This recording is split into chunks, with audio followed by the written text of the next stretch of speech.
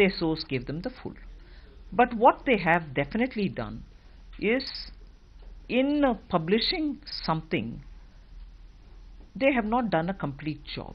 In fact, I would have thought if they themselves had only that much which they have revealed and not more, the nature of what they are revealing demands that they look for further information. In this case, the reply to what the defense secretary, the then defense secretary, has raised, and in that the defense secretary has drawn the attention of the Raksha Mantri. So any simple logic will tell you that what was the reply of the Raksha Mantri would be the thing you will search for. So to now say, no, this is all that probably that journal, that newspaper had, and therefore they published it. Is it not the responsibility of a journalist to search for the next before publishing? Or at least say, we tried getting the answer from the ministry, they did not respond, and therefore we are only publishing this much. They have published half-truth, almost as though with an intention, and this is my suspicion, I'm not throwing it without reason, but I have a reason to say this. My suspicion is they wanted to create just this doubt in the mind of the reader, and therefore I'll only put this much, but I'll not put the reply. Even if I don't have it, I've not even made an attempt to get it. So to me, it looks very clearly an attempt again by people.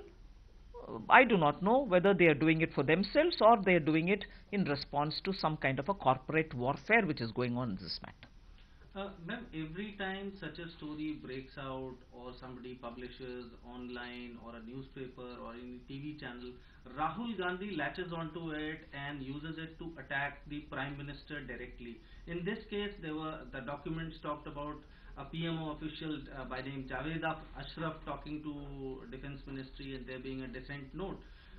So how do you see that? No, I'm sorry. The PMO, not just under Sri Narendra Modi, but PMO and I'm sure any other PM as well, will certainly monitor the progress of activities, not just purchases under defense, but many other, even under Ayushman Bharat or Sarva Shiksha Abhiyan or anything of that kind. To consider, and this I very clearly said even in my January 4th reply in the Lok Sabha for the Rafale debate. I had said even then that there are talk among the opposition and some of them raising the question saying, questions are being asked about Prime Minister's office interfering in the process. Even at that time I said very clearly, if the Prime Minister's office pursues a matter saying what is the progress, how far is it happening, is it happening here, is it happening in France, are you all moving forward, that cannot be construed as an interference at all. But I will then ask you this question. As I said in the Lok Sabha today, if the legitimate authority, the first among equals, in a cabinet the Prime Minister is the first among equal, and collective responsibility prevails, if the PMO checks on a ministry, that I shall not construe as interference. It's more that all of us are equally responsible, we have to move forward. Then, if this is seen as interference, I want to ask the Congress party, what was the NAC? National Advisory Council under Srimati Sonia Gandhi. It didn't even have a statutory authority. It was not a constitutional body. It was not part of the PMO in the sense of it had the authority to ask questions. It was remote controlling the PMO. Was that interference? Can the Congress party please answer that? Let them make up their mind. We'll discuss about what is interference and what is not, if they bring in NAC into discussion. If they tell me what was the role of the NAC to decide on policy for which they were not even authorized. They were not the Prime Minister's office, they were not the Cabinet Office Secretariat, they were not a constitutional body. What was the NAC, please? PMO interfering? PMO is responsible to find out what is the progress, and they are rightly doing it. What was NAC's role? What's their stature? Were they provided in the Constitution? Ma'am, the Congress, after the complete letter came out, the Congress after that also is saying that whatever Manohar Parrikar wrote in the letter or on the note, his comments also further validate the accusation that there was complete interference, and he's in a way acknowledging the interference of the PMO or the Prime Minister in this Rafale deal. So I'm constantly reminding you, the PM is first among equals. It is the cabinet. It is the government of India that is working together. MOD is part of all the departments and ministries, which is together to make up for what is government of India. Why should it hurt them? Or why should it be a matter of concern for them if the PM checks up? Assume that he did. In this case, I'm not saying they interfered. Even if the Defence Secretary has said it, the then Raksha Mantri has answered, he said it's overreaction. So, if the PM monitors the progress of anything, is that objectionable?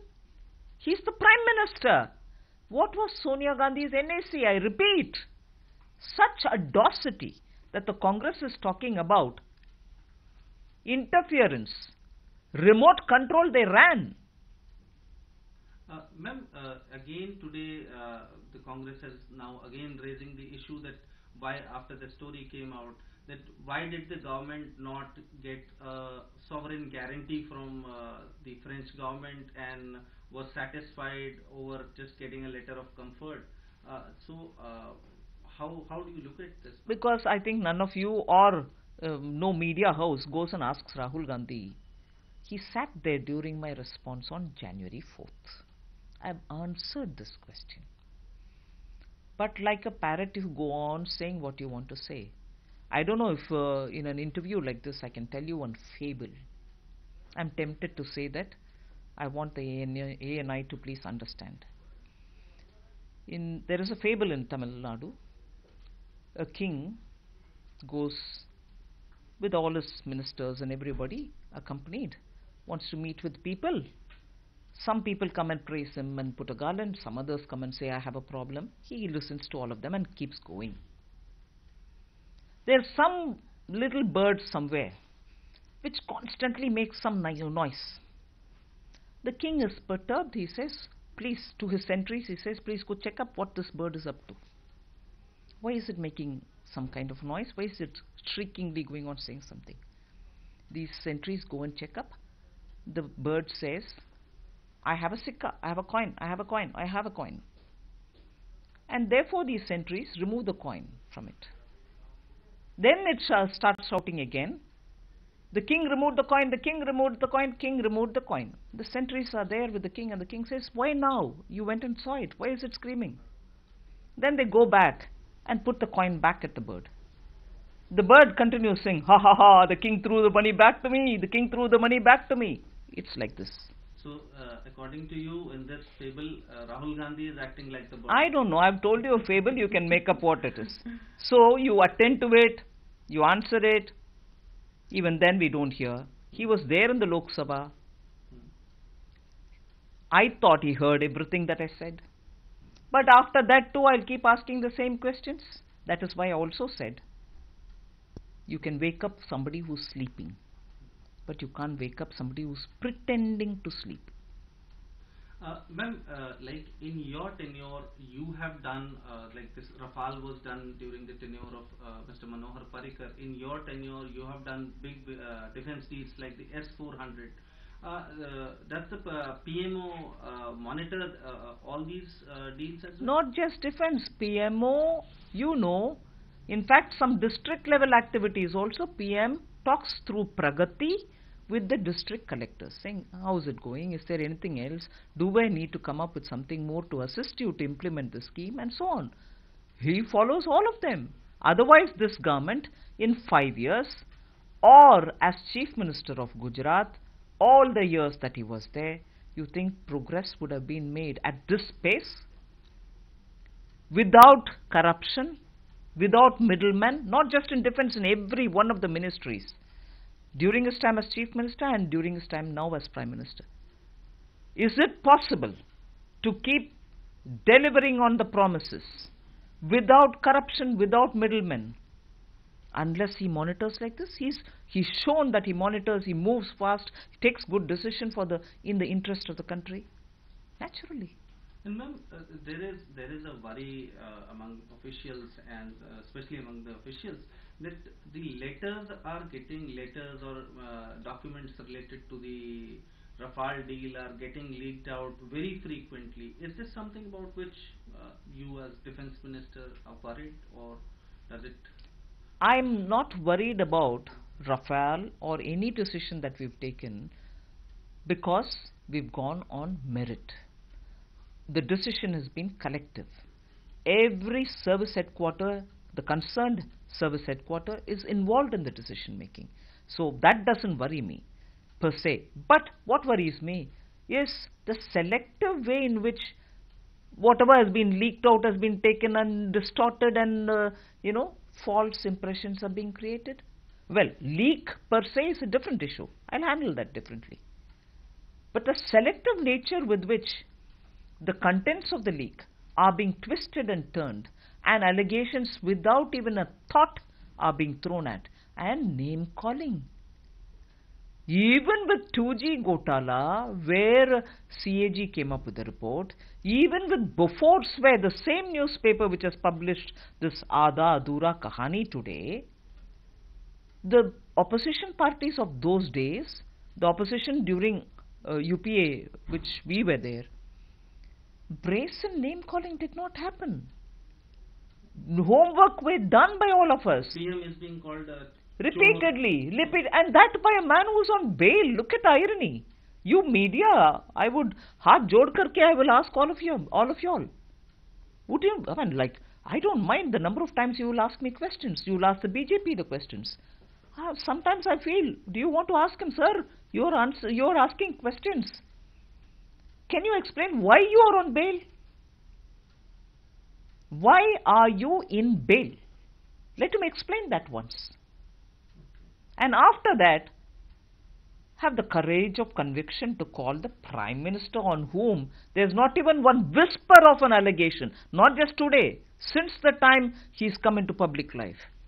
You think that this will continue till the elections?